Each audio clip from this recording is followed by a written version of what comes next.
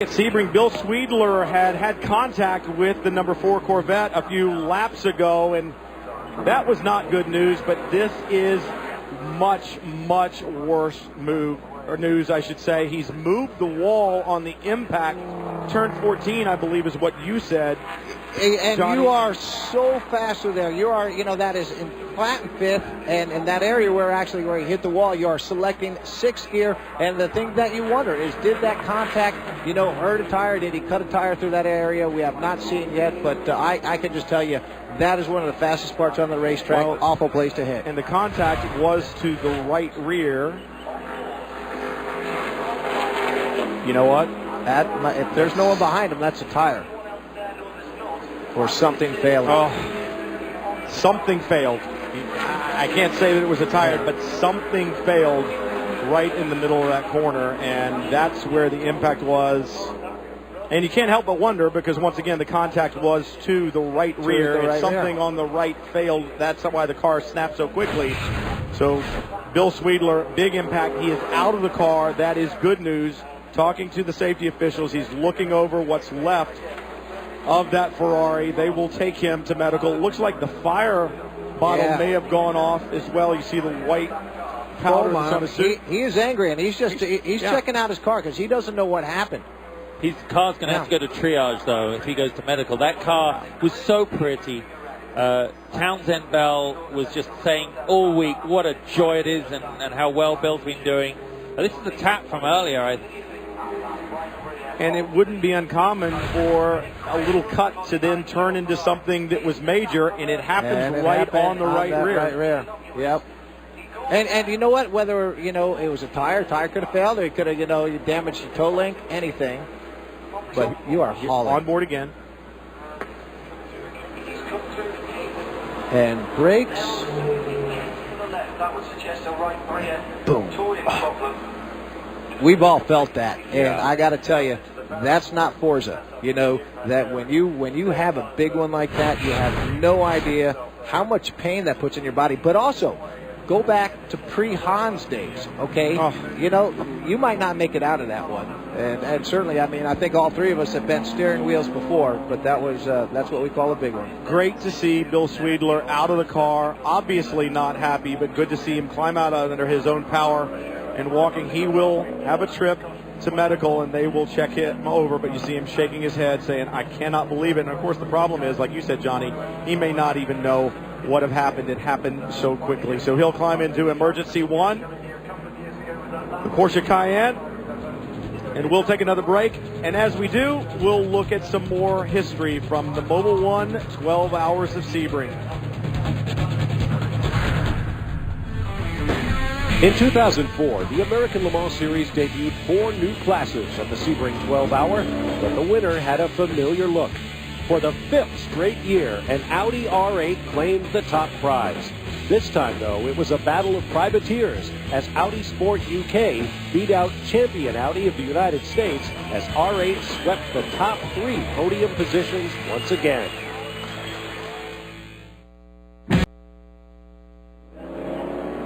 The Ferrari 458 that was brand new to Alex Job Racing being hauled away on the flatbed. The Mobil 1 12 Hours of Sebring continues live on speed, and for Bill Sweedler, the impact over at turn 14 was huge, enough to move the wall and certainly destroy the tire barrier. So the yellow, the full course caution will be a lengthy one while they make repairs to that wall and get the tire barrier back up where it needs to be. And meanwhile, safety car has gathered up the field, and the pit lane is open for prototypes.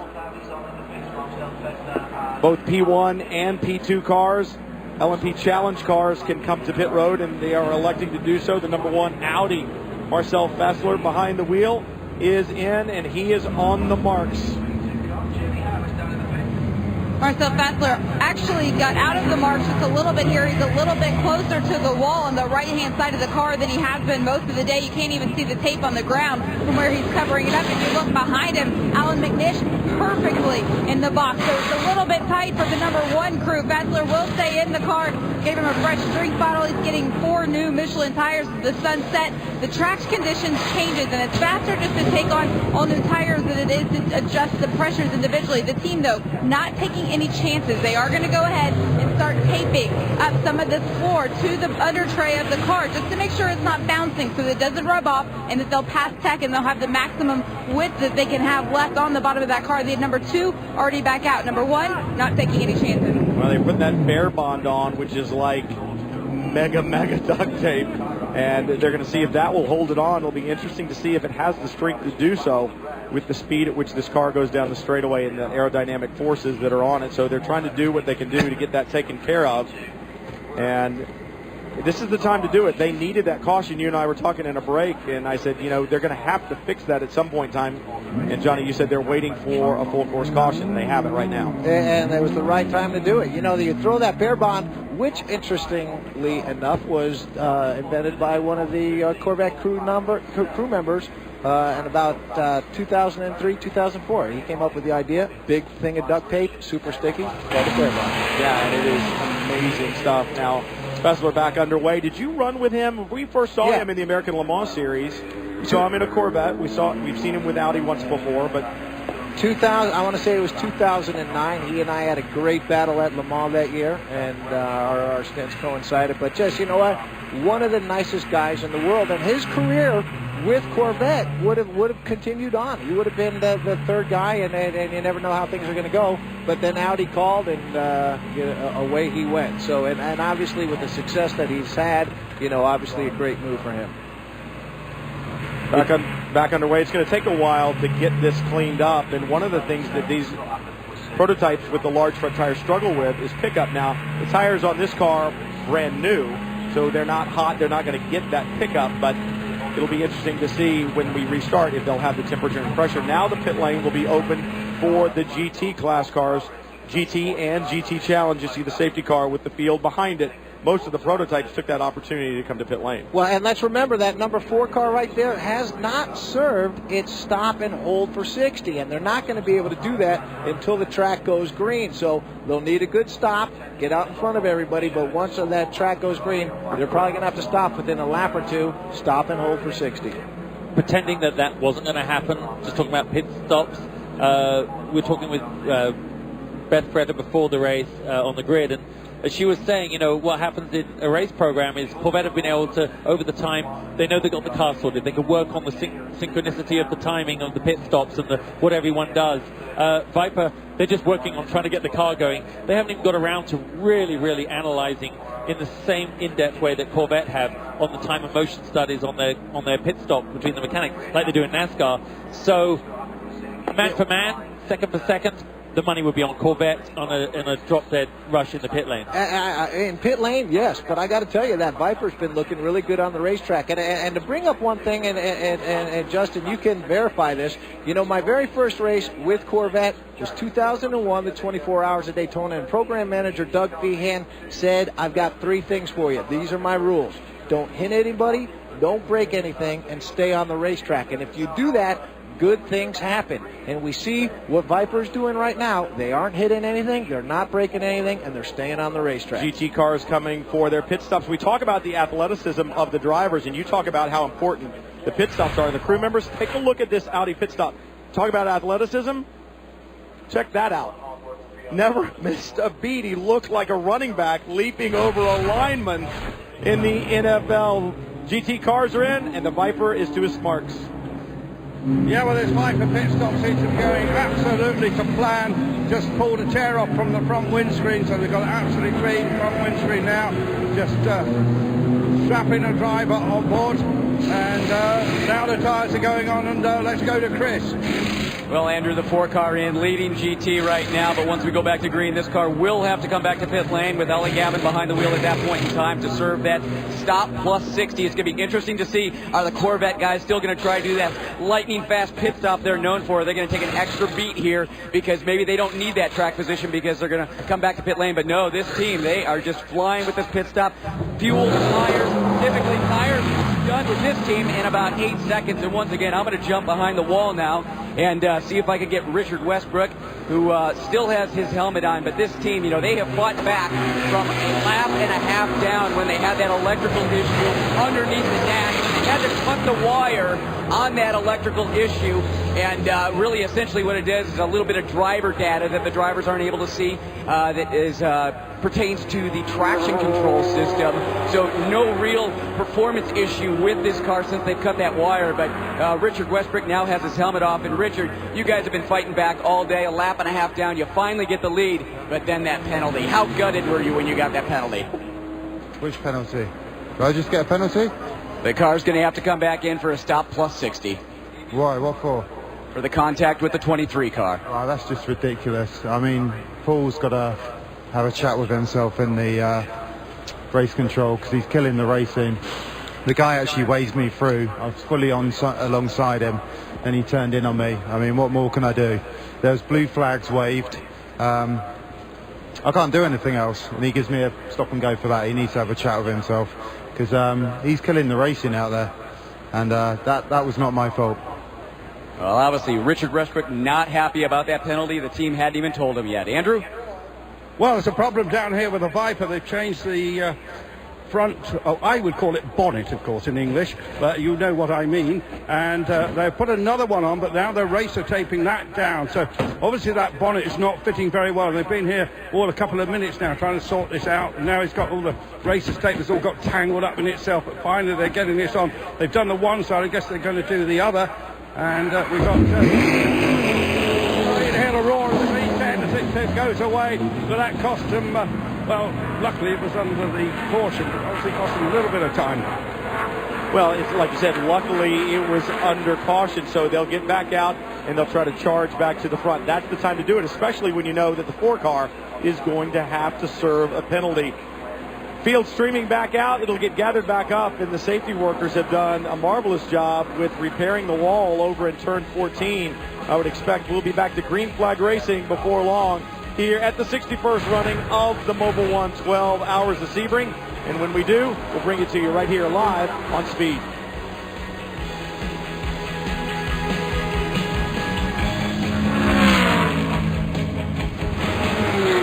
The facility since the drop of the green. In fact, I think the only way traffic has moved is in to Sebring International Raceway since the beginning. The Mobil 1 12 Hours of Sebring, it always attracts a massive fan base, and it certainly has this year in 2013. Joining us in the booth, along with Johnny O'Connell and Justin Bell, President and CEO of the American Le Mans Series, Mr. Scott Atherton. Scott, always good to have you in the booth. You're getting to be a pro at this. You immediately picked up your headset and started adjusting things. Yeah, you pick up a few things watching the pros here. Now, I want to know how you did this weather, knowing that it was the final American Le Mans Series event at Sebring, not the final Sebring by any stretch of the imagination, but you got the Chamber of Commerce working with you in the weather department. Well, it was about 7 days ago when you first see the 7-day forecast, and they called for Saturday to be 80 with 0% chance of rain. I called the general manager here, Trey Stevenson, and I said, oh, wow, what a fantastic weather report. And he goes, well, it's just what I ordered. So I'll give him credit. Well, and Trey does do an amazing job. I've known him. He's managed this track and Road Atlanta during petit time, so he knows what he's doing when it comes to endurance racing. I mean, I tell you, I just happened to be out on the track where that accident occurred and watching his crew put this track back in order with the tires coming over the wall and the wall put back into place. I mean, it was a ballet.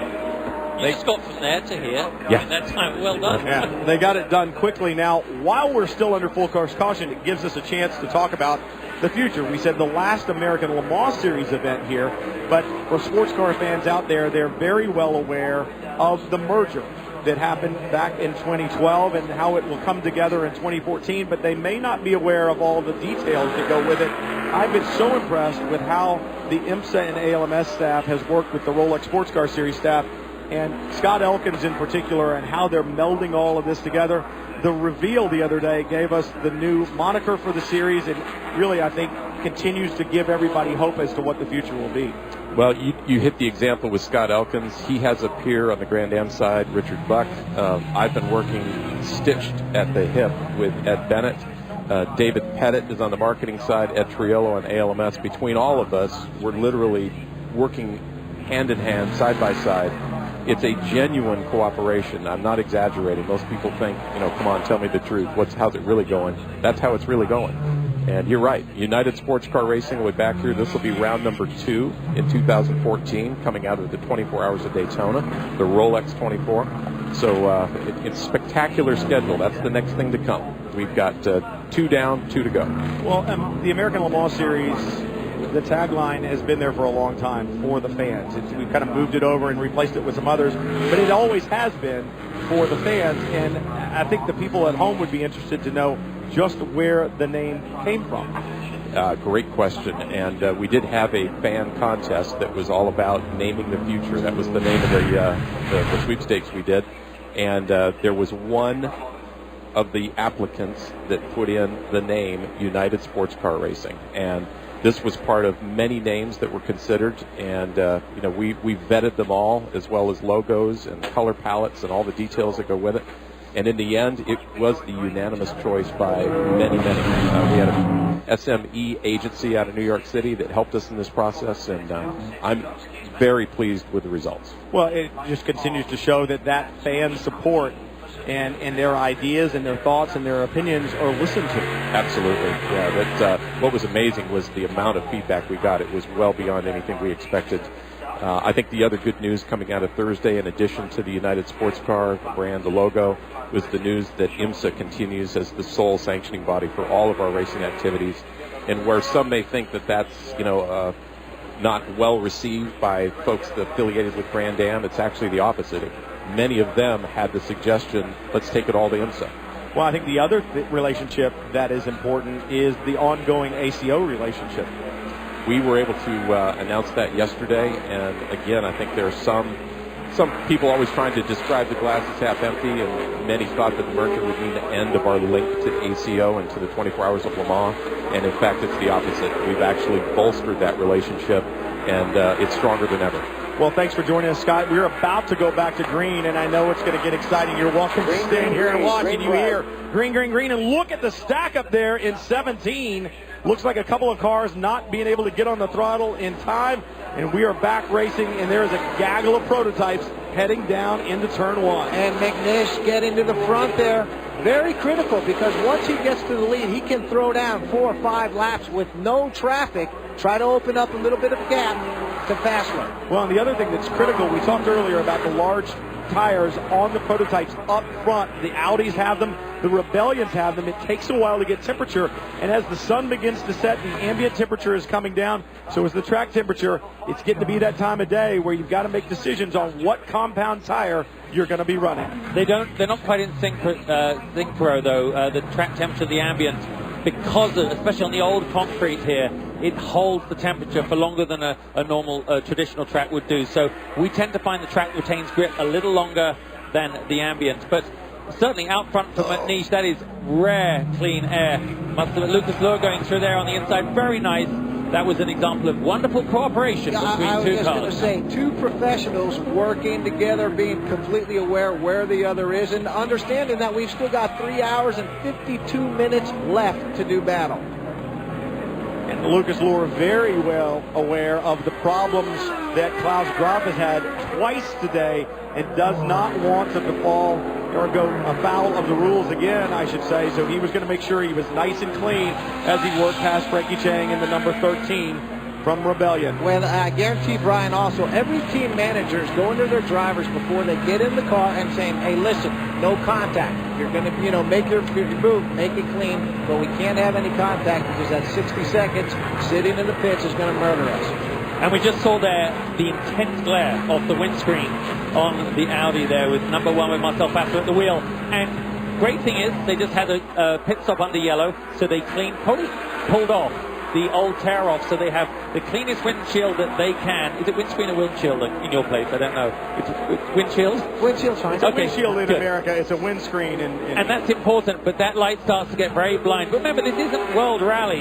We know where the track goes every time, so they're very familiar with this track. And it's just very hard. As we head down into the hairpin now, the same thing. Very difficult for an overtaking maneuver. That's where even more respect is going to have to be shown.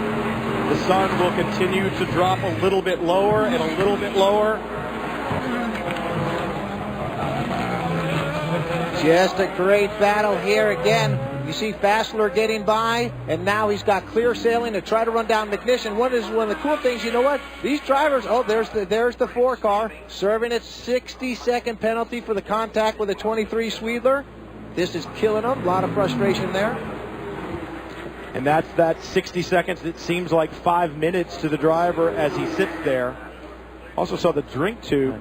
You'll work on getting that back into the drink bottle. You see the dash that we've talked about, sitting in first gear, waiting. I actually had a 5-minute stop and go once. We know you did. All right, well, while they wait to get back on track and serve their penalty tonight, the Superstars of Supercross battle it out at Indy. And a win here takes the victor one step closer to the title. Get down and dirty with Monster Energy Supercross from Indianapolis tonight, 7:30 Eastern, live on Speed. The penalty continuing to be served by the number 4 Corvette. We'll come back to Sebring right after this.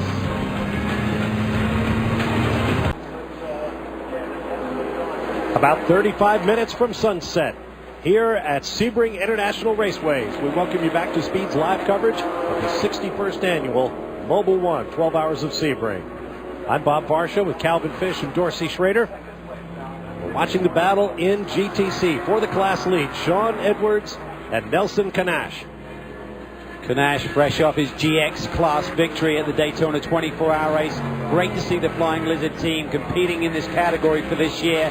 And I believe Sean Edwards has just taken the lead. So he's got a little bit more experience than his competitor right behind him. But Nelson seems to be hanging right in there.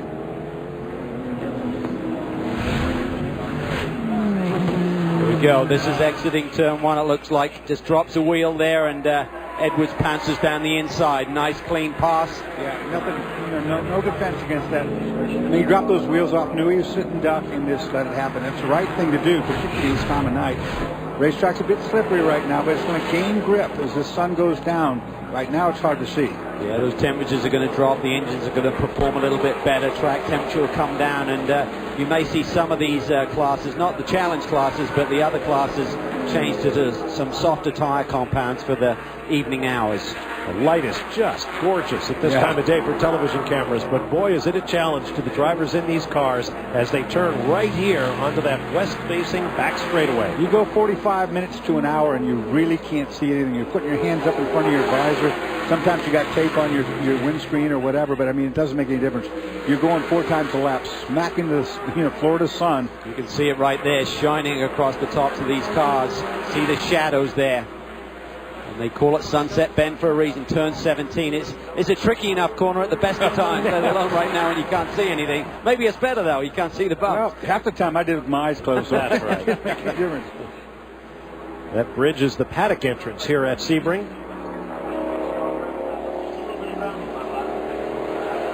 And we come to another unbelievably difficult fast corner.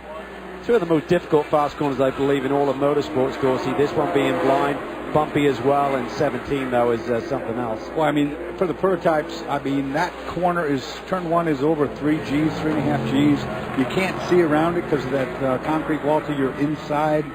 You don't really get a good visibility until you almost are in the brake zone for 3. That's what makes it tough. You know, it's just totally blind going through. You got to hit your marks and just trust where you are. The Aston Martin in the GT class, Stefan Muka, Aston Martin factory driver, working his way among the GTC cars, getting them on the brakes. Didn't seem to have much of an advantage in straight line speed, but he's through now. He'll leave the battle for the GTC class lead to Edwards and Kanash. We'll be back live to Sebring. Rated E for everyone. We dream of speed, of pushing to the limit and beyond. We dream of racing the ghosts of history, of perfect passes and podium finishes. We dream to compete. We dream to win.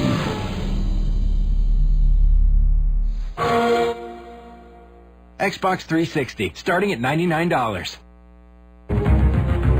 We've made...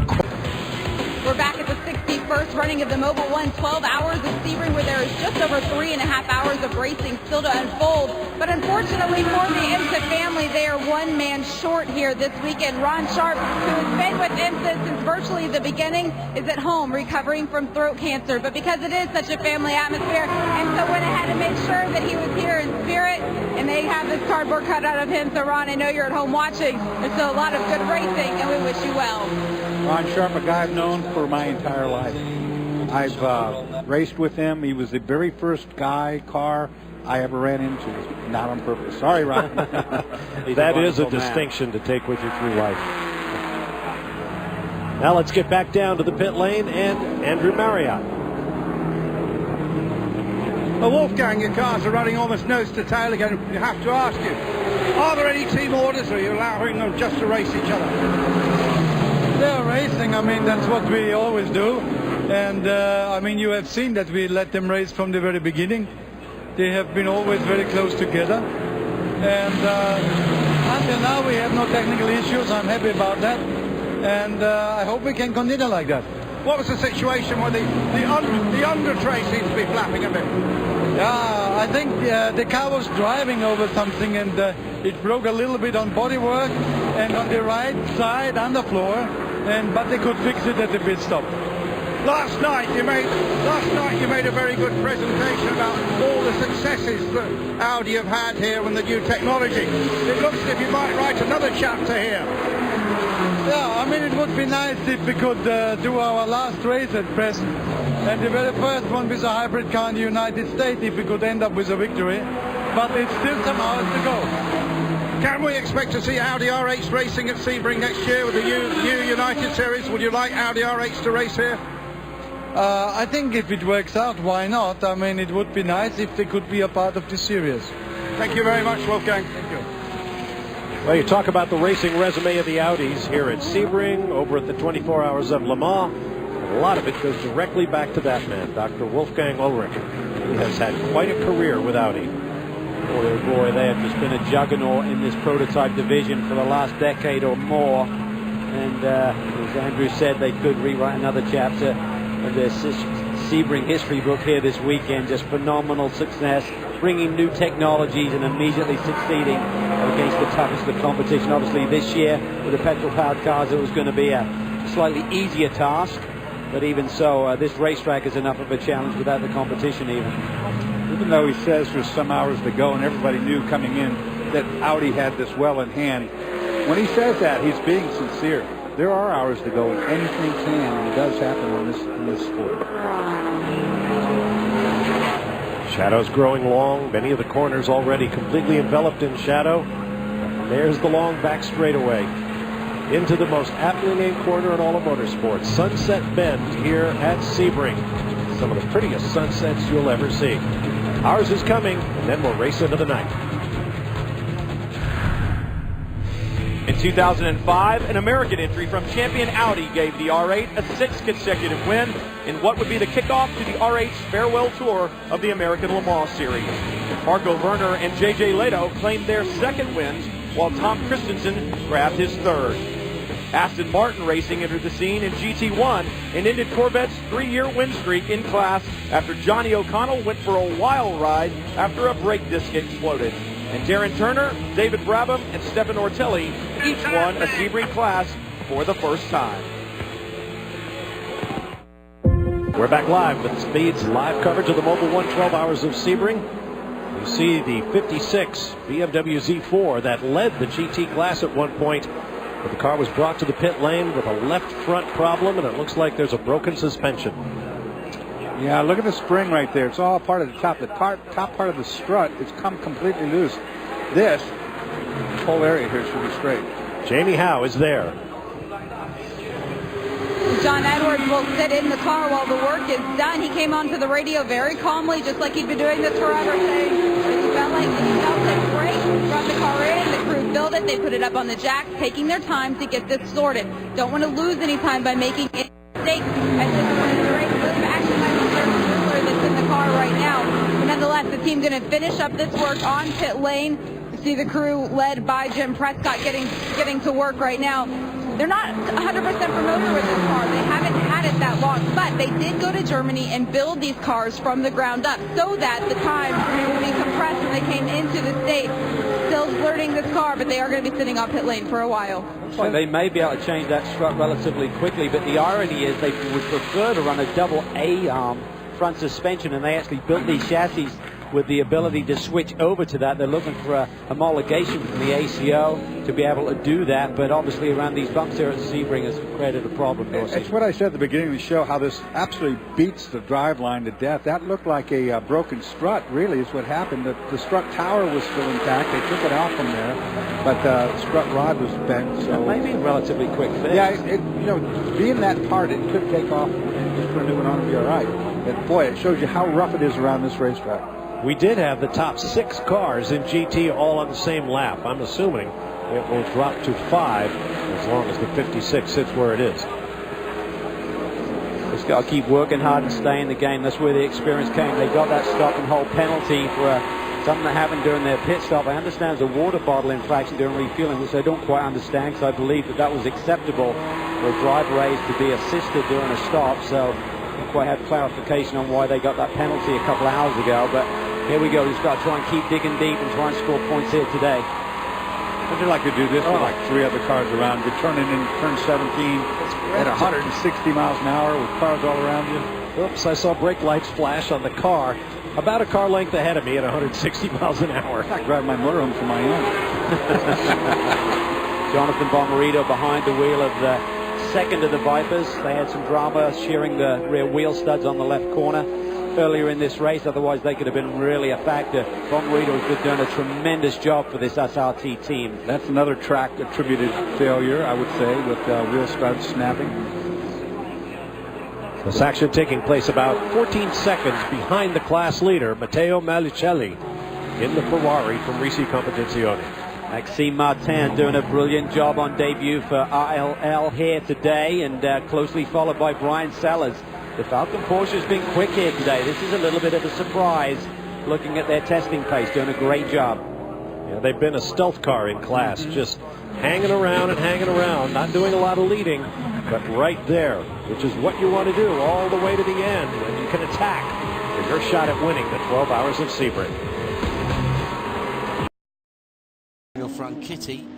It's Ryan Briscoe now with the 551. It's definitely Ryan's helmet in there, just taking the timing and scoring a moment or two to catch up. Scott Tucker's still at the wheel of the 552, is he? He took over the wheel at about 4:35, so he's done 3 hours in this car already. Another marathon stint. 3 hours 20 minutes he did in the 551 car at the beginning of the race.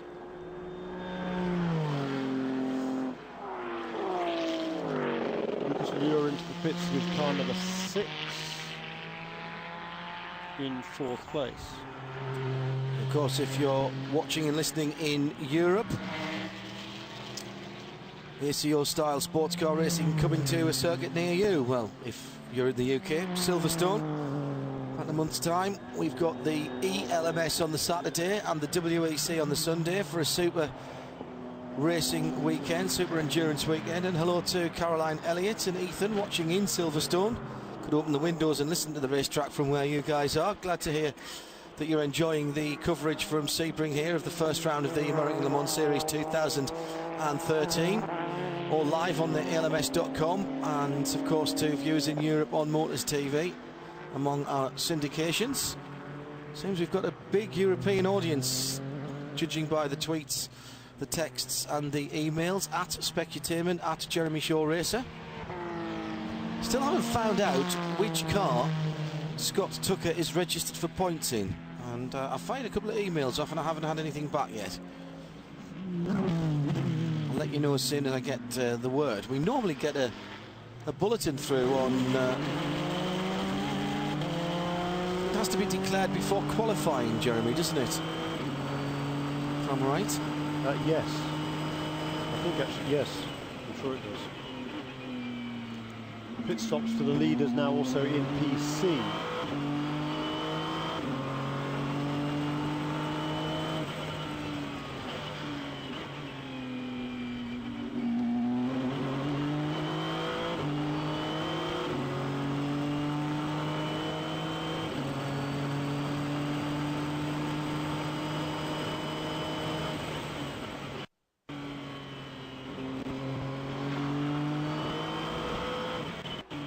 allowing you to enjoy the sights and sounds of Ryan Briscoe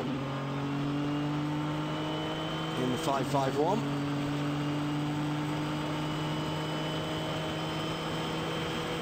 Takes a tear off from his visor. I know that what one or two of the drivers do, Jeremy, in this transition period is if you're in an open cockpit car, they have a tinted tear off, and they'll drive into the sunshine with the tinted tear off, and then as it gets darker, of course, that can be peeled off to reveal a clear shield on the visor.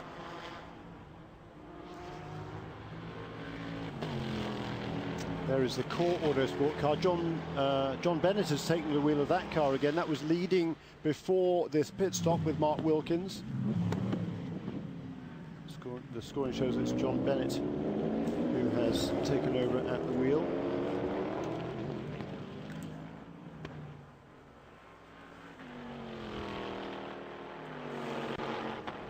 To see when they come past as to whether or not the positions have changed. Also, I think all of the cars have made a pit stop within the last couple of laps. Charlie Shears brings the number 500 car onto pit lane as well.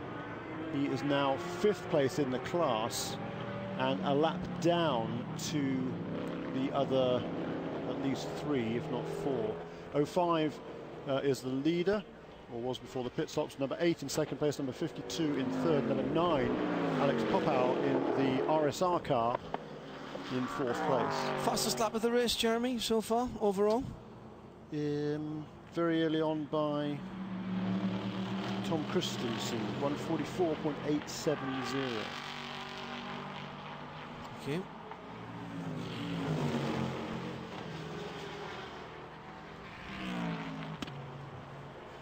Coming down to the last 3 hours. For those of you listening in the States on LMS.com, if you can get Speed 2, that is taking you through to the end of the race as well, with Brian, Bob and the rest of the Speed team. And if you can bear to wait the end of the race on Speed from 10:30 Eastern on tape delay tonight. Bit of debris on the front straight. We're all live here on LMS.com and syndicated around the world. And this is the battle for 2nd place in GT. Brian Sellers holds it. Ryan DL wants it in the Viper. He's closed up quite a substantial deficit. The both of them are quite a long way back now. They're about half a minute behind Malucelli, who's again just done a stellar job. I can't say how good a job Malucelli has done in this stint at the wheel of number 62, Ricci Competizione Ferrari, because he has been absolutely super consistent and he has pulled out an ever-extending lead over the rest of the field. Maxime Martin, remember, was the car that Brian Sellers passed, but it seems like 2 minutes ago. It was some time ago. He's dropped down to 5th position in the 55 BMW. Yeah, because they made an unscheduled stop a little while ago to change. They have a upright change. I know that was Muller, wasn't it? That was Muller. Yeah, but the other car came in as well, only about 10 minutes later, and had the bodywork off that car. I think we should be expecting the leaders in GT into the pits when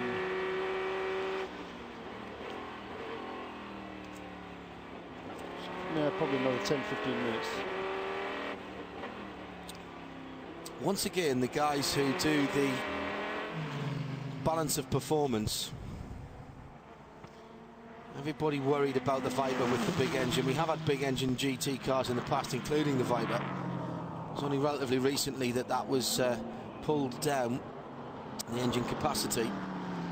But we have clearly got some people who can do the arithmetic very well indeed. As here comes Ryan DL on Brian Sellers. They both go right out of the wall on Sunset turn 17. Brian Sellers trying to ignore those bright lights of the Viper behind, and off has gone the 45.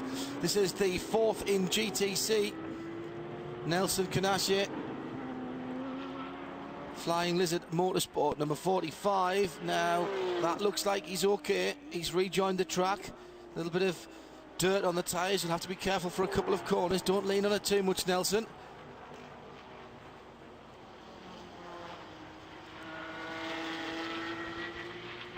looks fine from here. Car looks fine. Meantime, I think we've had a change in the second position in GT because I can't see Brian Sellers in front of the 91 anymore. And that is...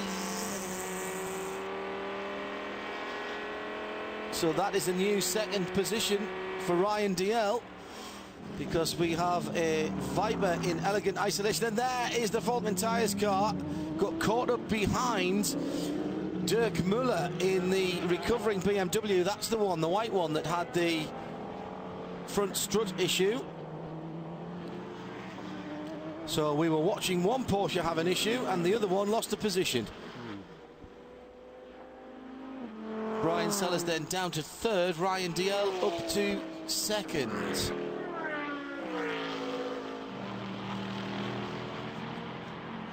And another off, this time for another one of the front runners in GTC. That's the 30 car. The leader, isn't it? Sean Edwards has gone a long way off, and I think that's given the lead to Kuba Giermaziak. It must have. It was only 3/10 behind him. Yeah, Giermaziak had closed right up on him, and they were battling for position there. Whether there was any contact between those two, that'd be interesting to know, because, as you say, they're pretty strong rivals, those two. They race together regularly in Europe for different teams. Now they're on the same team and should be working together, but they were battling for the lead of the class. So let's go back and have a look at what happened as we watch Sean Edwards recovering after that grassy moment. Just another hour has gone by. We're 9 hours into this race and there's still plenty of action and plenty of racing. Now this is on the front straight. Brian Sellers second in the class, Ryan Briscoe third. Ryan Briscoe second in the class. Ryan DL, excuse me. Thank you, Jeremy. Ryan's in this race.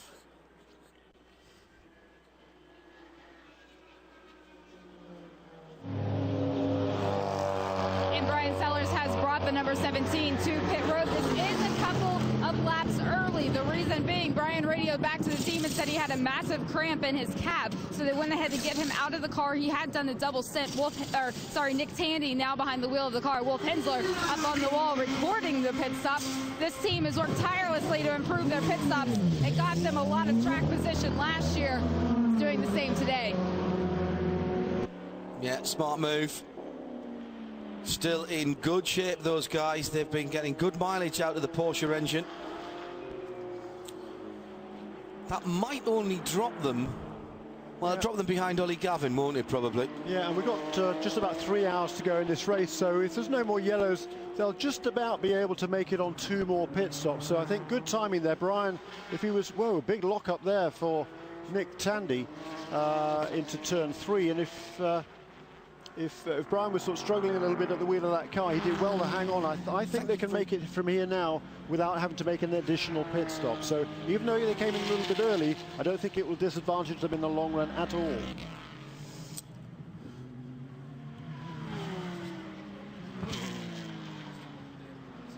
Back in the lead, meanwhile, it's Alan McNish, who's completed 270 laps.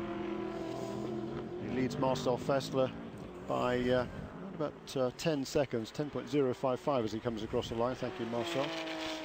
And those two, they're good 3 laps now ahead still of number 12 car of Nick Heidfeld. Sun has set. Starting to draw in, isn't it? But there's more racing to come from Sebring.